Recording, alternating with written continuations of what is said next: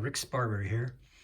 If you've been following my channel, you know that I tend to return to the same subject many times, and this one is electronic edge finders. So I've developed many different designs, some of them pretty awful, and some of them very simple. The one that I like the most is based on an Arduino, and I use it all the time, and it's great. But I understand that not everybody has access to that technology. So after much thought, I've decided to try again. And this design, which you see here, doesn't have much in it, but it's an analog design.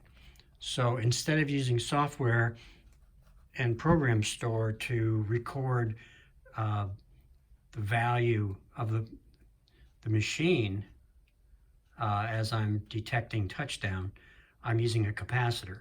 So there's actually very few parts in this, and if you can solder, you pretty much can do this.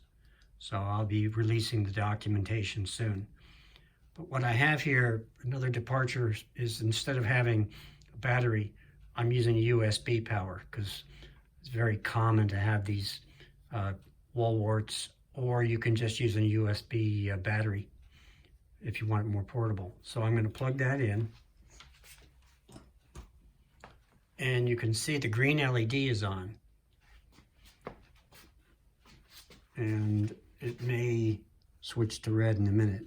So here I have a connection that I make to the spindle with a magnet, and I like the magnet because it's so easy to connect it to the spindle, which, there you go. But I also don't like it because it collects swarf. Fortunately, up here, there tends to be less swarf. So I can do it with a clip, but magnet certainly is simple. The other connection, right now I'm just going to pin it underneath this block of metal, but the intent is that this would be mounted on a block of steel or aluminum, and just by laying that down on the table, that's fine for the electrical connection. Okay, so by doing that, it tripped out. So I push this button here, which is reset, and the green light comes on to say it's armed. Now, this other button is for test, and the idea is that you hold down that button and touch down, and as long as it passes in the test mode, it'll definitely pass in the run mode. So it gives you a margin of error. So if you're right on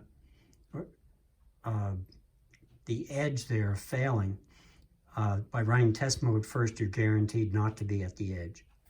So here I have a block of metal, and obviously normally I would run the table over and touch down on the metal, but I'm just going to tilt it over, and you can see that the LED will go from green to red.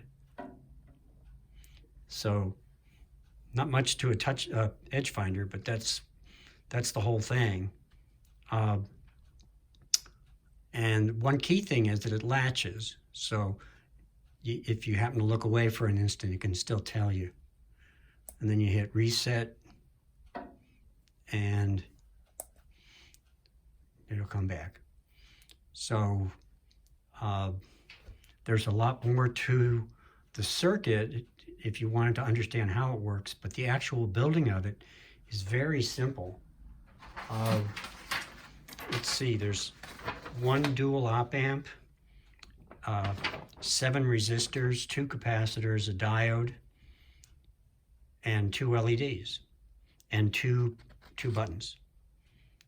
So not much there at all. And it has a very large range of resistances that it can tolerate, similar to my other designs. So it can detect a change on the order of 0.2 of an ohm. And at least for this mill, that's not a problem at all.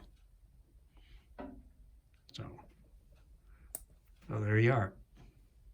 That's all for now.